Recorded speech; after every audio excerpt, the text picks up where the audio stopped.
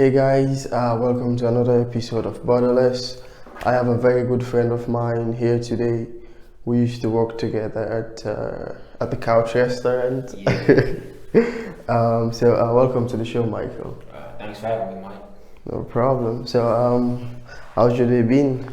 It's been like real chill. I just try to relax on Sundays mostly, so I ain't been doing too much, just reading and relaxing. Yeah, how was your spring break though? Did you do anything? Did you go anywhere? I went to the movies a couple of times. I just saw Us and Captain Marvel, but other than that, man, I've been getting a bunch of sleep, reading, and chilling. Yeah, Yeah. that's cool. How was your spring break? Um, it was chill. I just, worked on the podcast. I picked up a couple hours at work. So yeah, I think I worked on Monday, Wednesday, Friday. Yeah. I was at the office, and then literally just been. I think I made 4 episodes this week, which has Wow. which has been the highest number of episodes I've made in any week. So Wow, man. I kind of like just put in the work and all my time into it. But it's been chilled. Went to the gym. I've been trying to like get in 8 hours of sleep a day too. Yeah. Met some friends. So it's been productive for me. Good. So you're from DC, Yeah. Washington DC, which is super cool. Before I came to the States, I didn't know that was a capital state. Yeah. Because I was just like, oh, it's just all the states. If I were to guess, before I came, like, what's the capital of the U.S.? I'll probably say New York,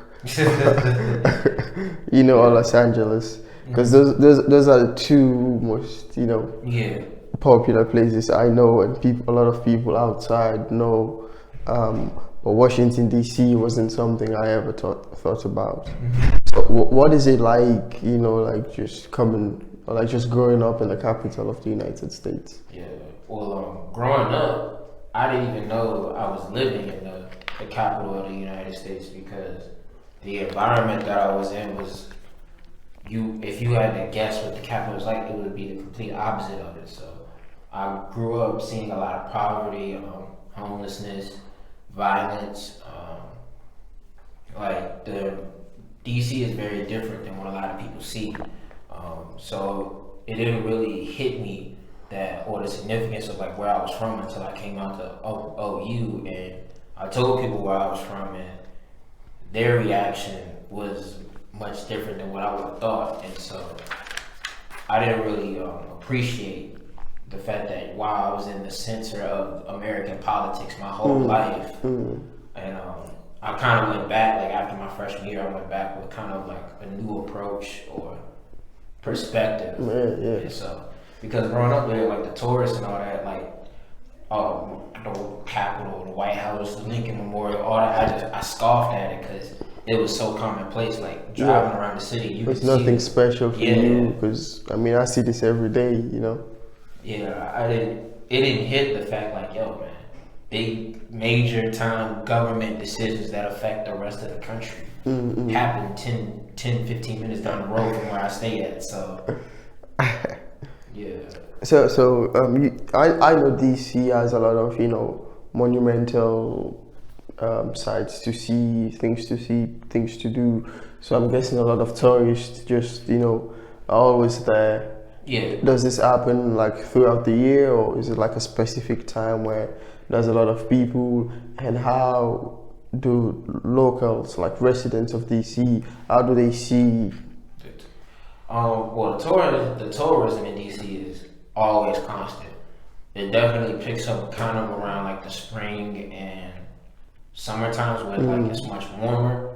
But if you like go in the heart of downtown, not only will you see like the cars and the metro buses, you'll see the tourist buses, just people sitting up top, just riding around, taking in the scenery of the city.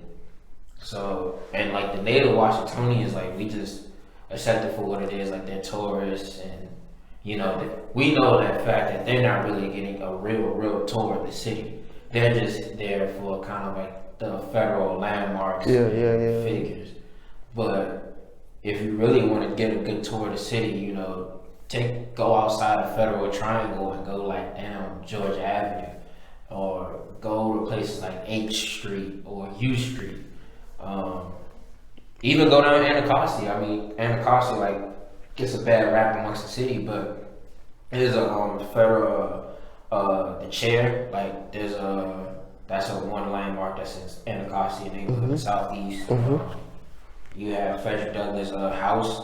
He used to live in DC at one point. So these are areas where tourists should really go to take in the full view of the city, because it's very not only different, but DC has its own like culture and sound and feel to it that you're not really going to experience if you just limit yourself to the traditional tourist locations. I see. So there's much more to do see than just what tourists go there for. Yeah, yeah. But are there people like do you know if there are tourists to actually venture down into like these neighborhoods just to kind of like see, or do they all just like stay on the surface, see this monumental figures, and then go back to where they're from? They typically stay on the surface, and the few times where they do kind of venture out, they don't really do so with like the proper guidance, and they're having stories where like tourists have been robbed or mugged for going in certain neighborhoods without, you know, someone to really show them where they're going or where they're at. So that kind of like limits the tourism from going in certain places, because DC has a very infamous reputation for being very violent and dangerous, because most people don't know during the 90s, DC was the murder capital of America. So there is like a danger to tourists like going down the city, but that's virtually everywhere you go. When you don't know the lay of the land or the area, you're always exposed to that risk. So that really should prevent people from going out and exploring. Yeah, for sure. Yeah. Absolutely. Has DC always been like this? Like, has there always been, you know, poverty? I mean, I guess, well, there's always going to be poverty. But what I'm saying is, has it always been, I mean, compared back to, has it increased? Has it reduced? Well, no, because number one, DC used to be an all-white city, as many major cities in America was. Black people were concentrated mostly in the southern parts of the United States, and when they did migrate to certain cities, they were either on the outskirts or relegated to certain sections, but they still weren't necessarily the dominant population in the city. Now in DC, this was the trend happening across the country, where like after like the outgrowth of the civil rights movement, the 60s and 70s, black people really moved into DC and became the dominant population. So as a matter of fact, Washington DC throughout the country, like especially in black circles, was known as Chocolate City, because it had such a high population of black people. Now what that did was, the white people who were living in it, they moved to the suburbs on what's called white flight. But what happened was, those rich white people were kind of like affluent, so it took kind of the tax base out of the city. And the tax revenue is like what funds the schools, the government projects, and et cetera, that make the workings of a city. So you have these black people who virtually like either poor or like lower middle class coming in. There's not much tax revenue for one. So there's that aspect, and then with like systematic racism denying like access to capital for many black residents in the city, it was kind of hard for DC to maintain an economic base to where they could get rid of the poverty. And then by the 80s and 90s, there was a drug epidemic where like many inner cities were flooded with like crack cocaine and unemployment too, because they had started taking factories out of the city. So there was a lot of like social engineering going on. So basically all those basically led to more poverty. Yeah. Unemployment. Eventually people will start doing crime just because, hey, to take care of I need food. Exactly. It's a lot of social engineering. Now you're seeing kind of like the poverty in the city kind of going away, but it's not really going. Like the people who are poor aren't. The poverty in the city isn't going away. The people who are poor are just being pushed out of the city. So it's not really solving the problem because DC has one of the I think has the highest rates of gentrification going on. That's crazy. So now you're seeing like DC becoming a more affluent, upper class city, but for the original like Black Washingtonians living there, they've always been like kind of somewhat limited to change the conditions of their neighborhood, so to speak. Because you can like go down Georgia Avenue and you could see a Caribbean restaurant, Ethiopian, Asian carryout. There's even a Chinatown in DC in the heart of downtown. And it's an 80% black population, but you don't see black businesses. And how do these immigrants come in and set up shop in black communities, but the black community itself doesn't have their own enterprises for their own people to patronize? That foundation to start something. Exactly. So you have to really examine that, and you'll kind of see or you'll kind of see the reason why things are the way they are in the city or the way they used to be, because now the city is changing. I think by 2019, by 2025, the layout of like Washington D.C. will be completely different than what it was in the 70s, 80s, 90s, and early 2000s. So do you think black people in DC are kind of like just moving out because there aren't that many opportunities for them? And I mean, I guess that's the case, but are there like a few who you know of or you've seen like, oh no, we have to keep our stance, we have to stand our ground, we need to, find something, we need to find money, we need to gather resources and try to build something? Like, have you had rumors of anything like that, or have you seen, or do you know of people? My family is one of them. My grandmother's always like said, look, I'm keeping these houses within the family because she owns 3 houses in DC. But for the exodus that you see, the black exodus that you see going on in DC, it wasn't so much people just giving away their houses and selling them. What happened was the cost of living dramatically went up. So if you have like rent, if you like were renting a place out, rent control, your rent doubled, and you can't necessarily afford to live. So now you're getting pushed out. Same with the property taxes, or even the cost of food, transportation, like the cost of living. Everything just is going up. So when that happens, you're basically saying only a certain income different demographic can be able to afford to live here. Yeah. My dad was telling me like my bedroom, one bedroom would go for like maybe $2,000 a month. A little small little bedroom, but just because of location, I mean it's the capital. Yeah. So, wow. And if I'm the only person in the family who works, I have my kids. How can I afford $2,000 a month? Just to bro, that's a lot. Yeah, I used to grow up. I mean, I would see whole families riding the bus on my way to school, like mom, dad, children, 4 kids, just packing on the bus because it's their only means of transportation. So how was it like for you growing up in that environment that was like you said infiltrated with drugs and crime, and how did you manage to just make it through school, make it through college, without just staying focused? Well, there was a few things. Like as I was like really getting older and coming of age, the gentrification and like the change within the city slowly started taking place. So when I was like a little kid and noticing those things, that element that I described, by the time I was like maybe 13, 14, 15, it slowly like dissipated and like went away. So I didn't have to deal with it the way like my dad, my parents had to growing up. So there was that one aspect. The second was like, I didn't grow up rich, but I wasn't like dirt poor like in the federal projects.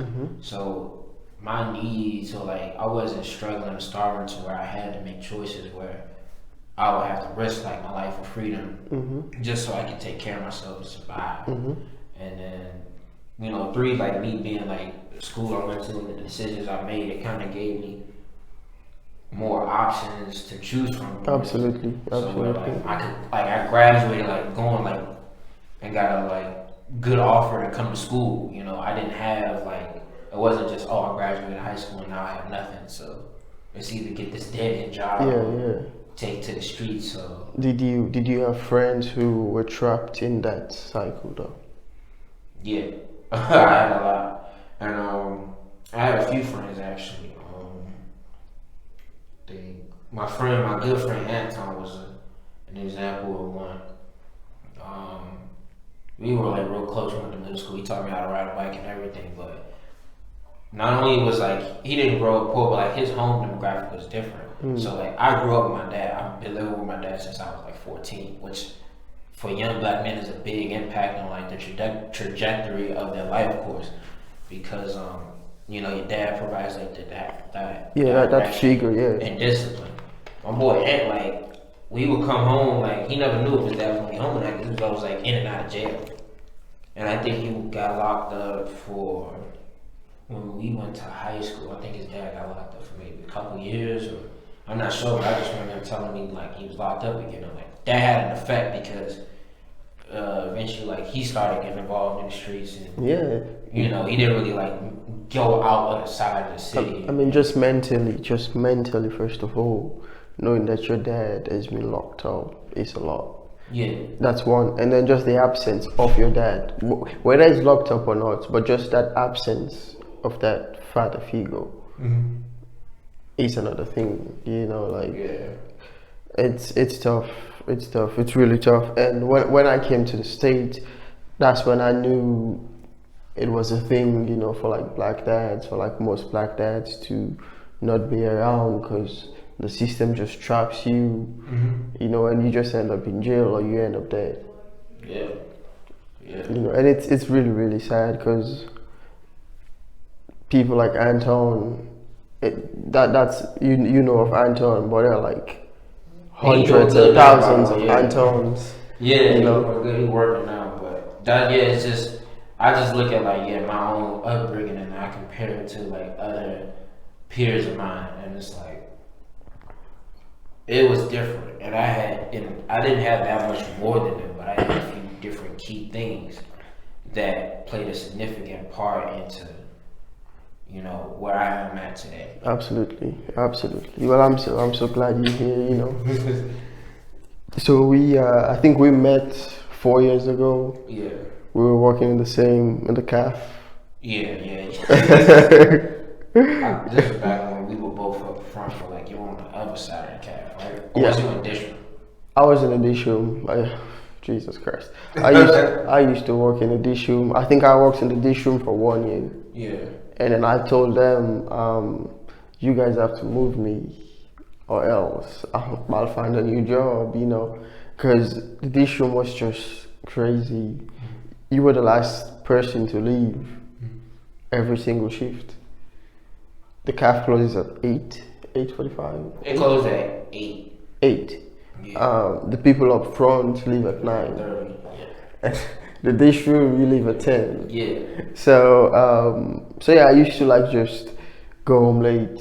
I have to, you know, take a shower, study, do some homework, and then I have to wake up early the next day. So I did this for 2 semesters. Yeah. And I was like, yeah, it's time I move to the front. At least I get off at 9:30. I can go home, shower, then study. At least I have 1 hour, you know, on my clock to spend wisely. And so they moved me up front. I was working at a Chinese place. Shanghai? Yeah, I was working at Shanghai. Yeah. And then they started moving me. They moved me to the Mexican place, and then to the barbecue place. Yeah. So yeah, and I think we met at the back actually, because you were still. I was over at like the pizza place in the room. But I would always like, I can never stay in one place for too long. Yeah, I think we met at the back. We met at the back. I think I was working at the Chinese place that day. Yeah, and then we met. Oh, we're in the same accounting class. Yeah, we were too in financial. MIS. Was it MIS or? I think it was MIS. It was MIS and then financial. Because I remember you helped me out on one MIS or something. Yes, Before yes, that, yes. that. I remember we exchanged numbers and emails. Yes, exactly. Yeah, I needed that. Yeah, we exchanged numbers and emails, and yeah, there was like tons of assignments in that course, so we're like doing them together and stuff. But yeah, so up to that time to now, I think last year I met you again. I mean, we've been seeing and all, Yeah. but I met you in the sense I told you we needed to talk, and that was just because I wanted to form this, Pan African Student Association,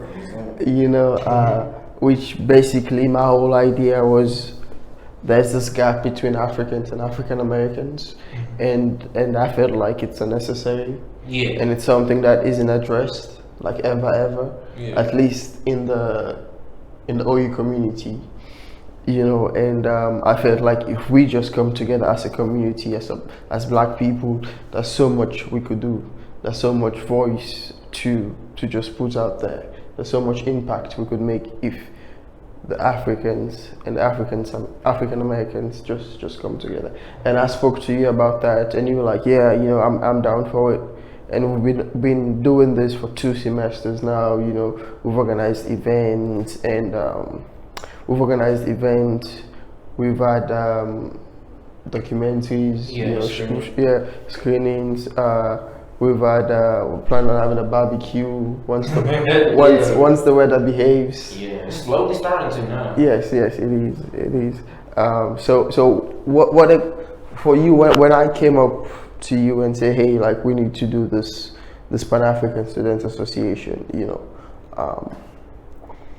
before this, have you met did you meet a lot of Africans in DC? Like, did you interact with them? And what was your perception of Africa before then? My perception of Africa before then was like probably the same perception that's common amongst many like Black Americans, and that's like one of ignorance. Like we mostly think of like Africa, and like before I used to think of like Africa as very behind the times, like somewhat uncivilized. All you see is like the people who like the poverty, the hunger, people living in the mud huts, basically like just downright. And like in DC, like I did like go to school with a few Africans, where they were like from Nigeria, Ghana. Many of them were from Eastern Africa, like Eritrea or Eritrea, I don't know which way to say it, in Ethiopia. So I've been used to dealing with Africans, but I never really started interacting with them until I got to OU, and kind of like when I learned more about Black history and African history. So it made me want to connect with the brothers on the continent. Absolutely. So I would always, like, if I saw someone that to me, like, if you got bright skin, you're Black. It don't matter if you're from the Caribbean, Africa, America, you're Black to me. So, but if I like saw someone, I was like, okay, they're clearly like from the continent. I would make a point to kind of say what's up, ingratiate myself with them, build some type of rapport, just to like let you know, like, hey, it's a few African Americans that are cool and like you can like kick it with. Yeah. Because I always felt that tension. It's always there. I know the case of racism that was going on campus about a month or 2 ago. Yeah. That was a protest. Yeah. And I went to the protest, with this other dude, Hoodie, actually. I was at the protest with Hoodie, and we were the only 2 Africans there. Wow. We were the only 2 Africans there.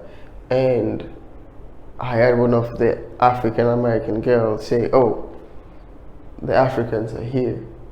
And someone else said, well, yeah, they're Black too. Yeah. And I was like, I feel like that's the exact reason why Africans don't mingle you know, because we don't know. Like, I didn't even know about the protest until like late, and I just made it an endeavor to go. So the black community in general, you know, on campus, it's the Caribbean students, the African students, and African Americans. Yeah. And I mean, there are people from Europe as well here, like Mac was black, you know. But just those three broad categories, basically. The BSA is mostly African Americans, you know, and that isn't this.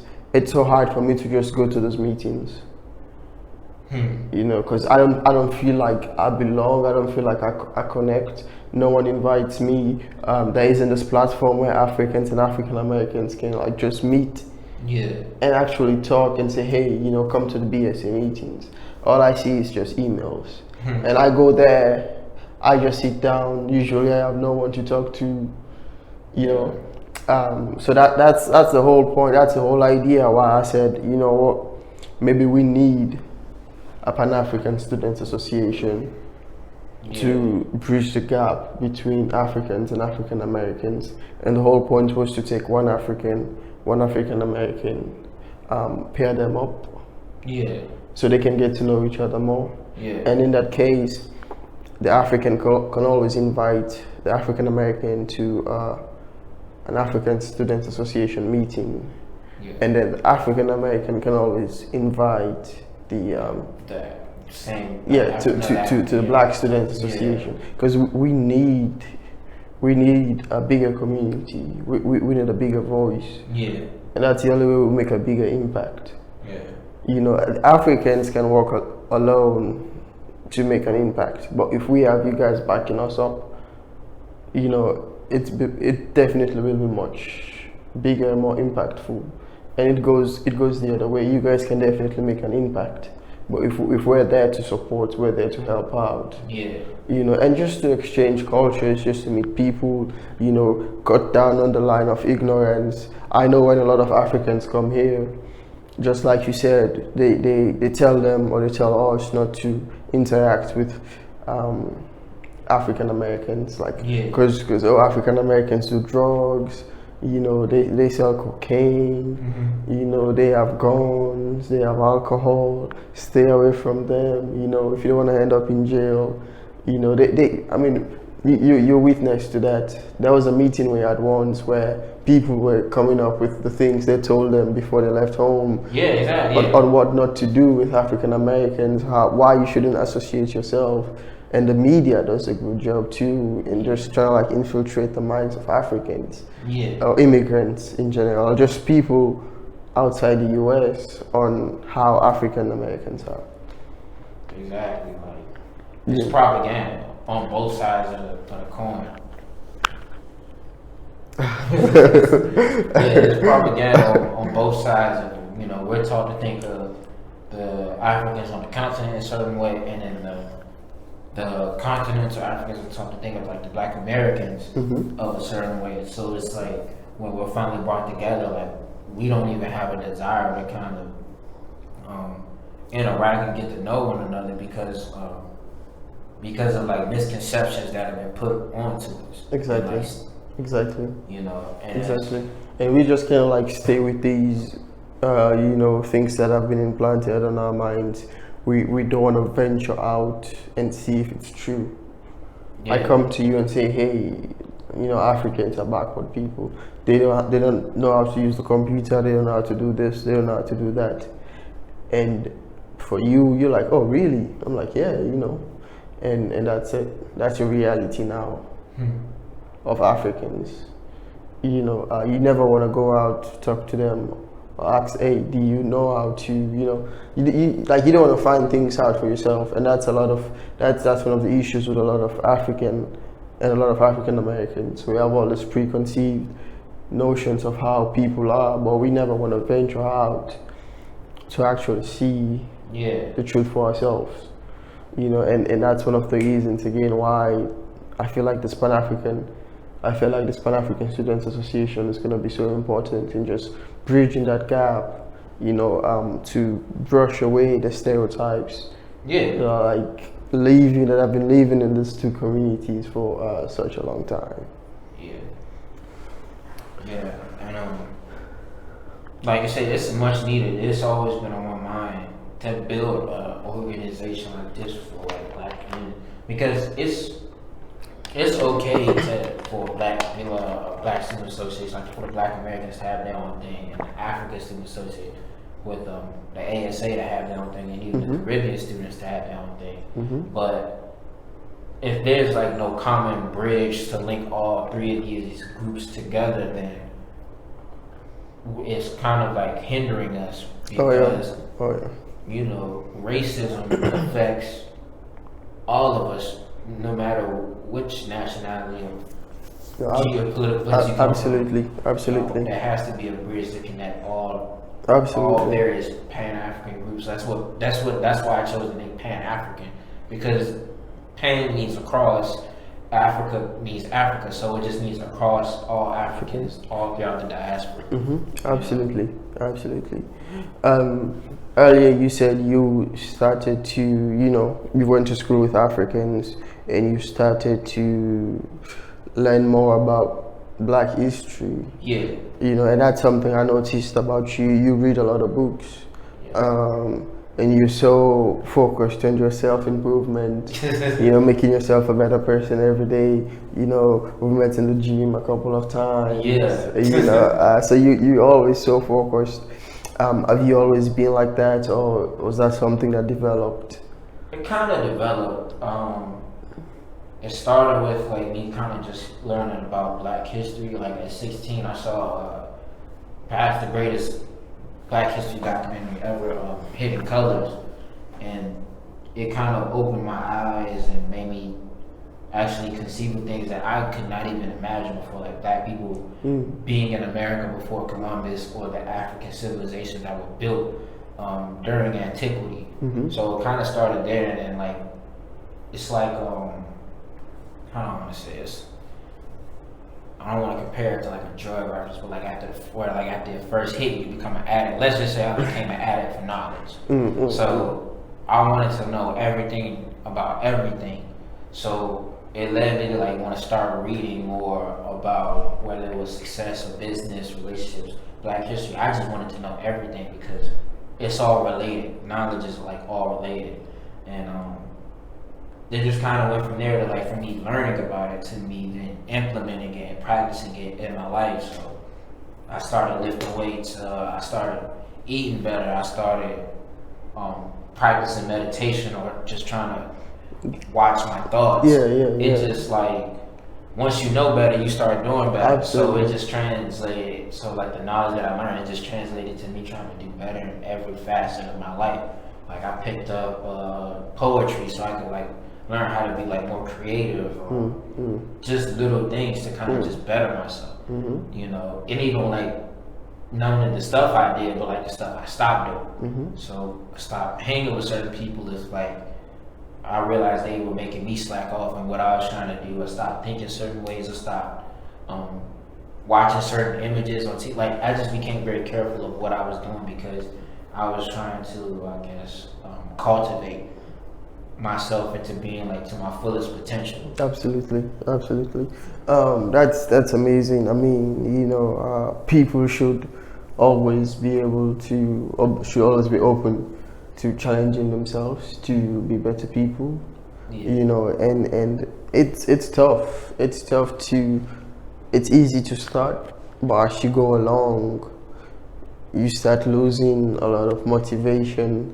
Especially if you do it alone. I was gonna ask you, like, how did you manage to just basically continue? But you said you stopped hanging out with people who were making you slack off. What were like some of the challenges, including the people who you were hanging out with? Like what are some of the challenges, or what are like some of the most difficult moments for you? It's kind of like the challenge is every day. It's easy to start because number one, once you know better, even though you want to make changes, understand you've spent years and years developing bad habits, and habits aren't so easy to break. Oh yeah. So a lot of it was just fighting kind of withdrawals, of like stuff that I was already doing. So like if I like stopped eating a certain food, I would have cravings for like nothing. So it takes strength to not only start but to sustain whatever it was we're trying to do. And it wasn't hard. Like it's not a linear thing when it comes to like self-improvement. It's a lot of peaks and valleys. I'm like some days are easy, some days are tough. Yeah, and then it just goes to like with like people. Like sometimes I would tell some of my friends, not all my friends, like not all my friends are like bad, but it's like okay, I see I'm not going to get the support I need in the change that I'm trying to make from you. So like I would tell my friends, hey, I'm no longer eating that, like a certain type of food. And they're like, what? Like, man, you tripping, man. Don't even stop playing. And like they would like push, like they would tip me, so it's just like, I can't, it's not even the fact that I can't even like hang with you. It's just, I can't share what I'm trying to do with you because you may not be supportive in like this endeavor. You may be supportive in something else I'm doing, but with this, I can't really count on you to like give me that motivation. And it's kind of hard. I mean, especially for me, because I got love for anybody I meet. Like, it's not even a matter of cutting people off. It's just distance. Like, people are only a threat to you as close as you let them get to you. For sure, absolutely. So it's just creating the right amount of distance, and the challenge that just comes from internal. Ain't nothing. Like it's like working out. The hardest part about going to the gym is getting up and going. It's just doing. Once you get there, you kind of like. At least for me, once I get to the gym, I'm like, I'm here already. I might as well just do it. Yeah, exactly. If I was gonna skip, I would have stayed in bed. I would have stayed on the couch. But I'm here. Like I gotta make it count. Yeah, and self-improvement isn't easy. That's why you don't see it as popular as amongst like common people because it's hard to really make changes. It is tough. So it's tough, and it's just at the end of the day, it's just a root. It's really a decision. It's like a string of decisions to do good or whatever is like higher vibration for yourself and not regress that. It's really a decision. Absolutely. I completely agree. It is a decision, and it's a path I've been taking myself, slowly, just trying to be better every day. I've been trying to hit the gym, trying to hit the right food, trying to talk to people more. Hey, I started this. Just trying to like connect, get stories from people, kind of like find motivation. There's always something you can learn just talking to people, so yeah, it's been tough. There are things I cut off, the people I cut off, and there are days I just want to go back to being lazy, being my whole self, and that's where the challenge is, and it's every day. It's every day. Like every day you gotta remind yourself why you're doing this, and I think that was a quote I read. It's like you might not know the reasons now, but like your future self is thanking you for the decisions you're making today, and that's gonna come a time in the future when you'll be like, oh, I'm like this today, I'm here today because of I stopped doing this and this 10, 15 years ago. And and just what you said about your friends trying to think, oh, like you just playing, like why are you doing this? How do you usually handle that? In the moment, I don't say much, but I just register it as like, okay, that's a strike. Like you lose points or it's a strike, whatever. I just don't even take it seriously because it's like another thing with like self-improvement is you kind of getting yourself off being dependent on other people's approval. So, if anything, I flip it to where I don't get discouraged by it. I take it as like I use it as incentive. To like, oh, you don't believe I'm going to stick to it. Now I'm like, let me just prove you wrong. You watch me do my thing. Yeah, exactly. So I don't even look at it as like, I don't take it like too serious. I register it and it's like, I'm gonna take note of that. I peep that. But I don't really care. Like it's about itself. It's like self-improvement. So it's just about you and how you think. You focus on you. Yeah, don't really worry about absolutely. You focus on you. That's amazing. So for you, when you go back home, I guess because you've been on the self-improvement path, when you go back home to DC, there are friends you grew up with, people you grew up with. Is it easy for you to connect with them again? You like vibrating at a higher frequency now, trying to like not do the things you used to do, trying to like be a better person. Yeah. So when you go back home, I mean, that's where you grew up. You used to do stuff with these people way back then, so for you, how is it like just going back, trying to be around those same people? Or like, are they in the same place? Some of them moved on, trying to like self-improve too.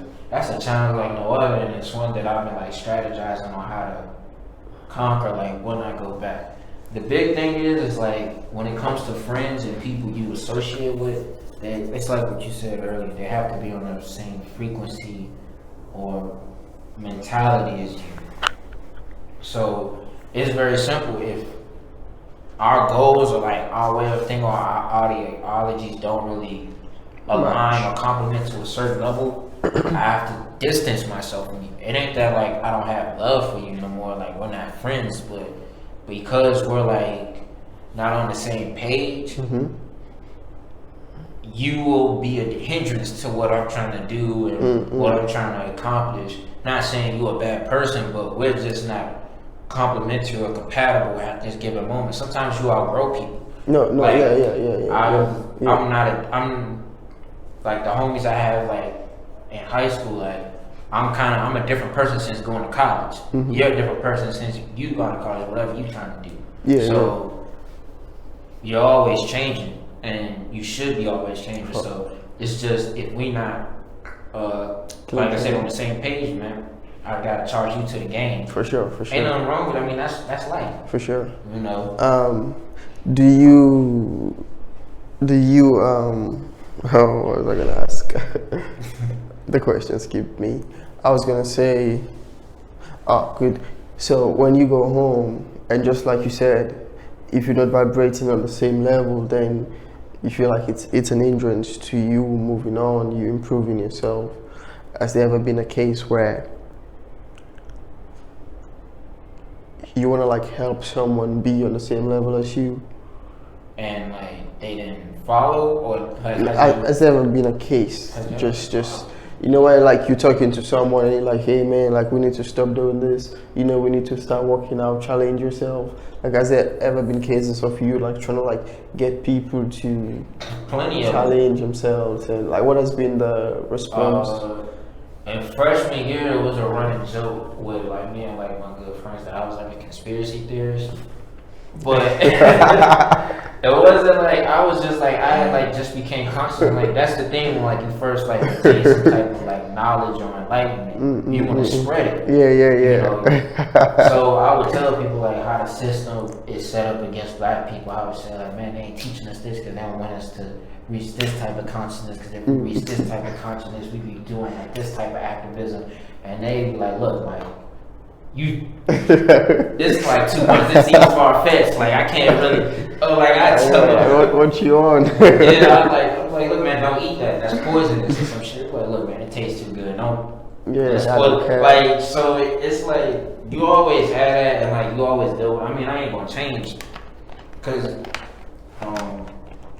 it's all love. So, but I've dealt with that all the time. I still deal with it. I mean, it's just a part of like I just look at it as like now that I know who I am, I'm like I know who I am as a person. That's just gonna be a part of my like everyday life. Yeah, so that's what you focus on now, because we're all in search of our true selves. We're all in search of meaning. And a lot of people are just out there, they're lost, trying to find themselves every day. So you feel like you found yourself, and you kind of like just stay on that path, or trying to connect with people who you think are on the same frequency as yourself, because you're always trying to go higher. Because I mean that's just the truth. Yeah, there's always a next level to things. Yeah, basically. That's the biggest thing for me, and kind of the biggest thing for one reason why I'm the way I am is because I found like myself and like what I am. Like I feel like a lot of like people are lost but they're lost in the sense like they don't have no direction, or like they don't have no direction. They're lost because what they're looking for isn't external. They haven't found themselves internal. Because once you know who you are, what you want, what you like, and what you don't like, your purpose and like your direction will start coming to you automatically. You feel what I'm saying? So that's kind of like been my challenge as I deal with people. It's like I know who I am. Some people don't know who they are, and like because they don't know that they try and indulge in certain activities or things, really just trying to find what it is and what they like. It's like you can get caught up in someone else's lost or misguidedness. Absolutely. And then the point where you become lost and misguided yourself, you lose yourself. Yeah. That's just my biggest trying to maintain. You gotta look out for yourself. Yeah, maintain the path always. and journey I'm on. You feel me? Absolutely. Hey, Mike, it's been a pleasure having you here, man. Just rounding up, what advice do you have for people out there? People in college, just young professionals. Biggest advice. The black men out there. In general, man, just know yourself. I mean, start keeping a journal. I mean, start trying to just do better. I mean, learn as much as you can, and question stuff. I mean, that's the biggest thing, start knowing yourself. That's the biggest advice I can give. One of the best proverbs I've ever heard from Africa was know thyself.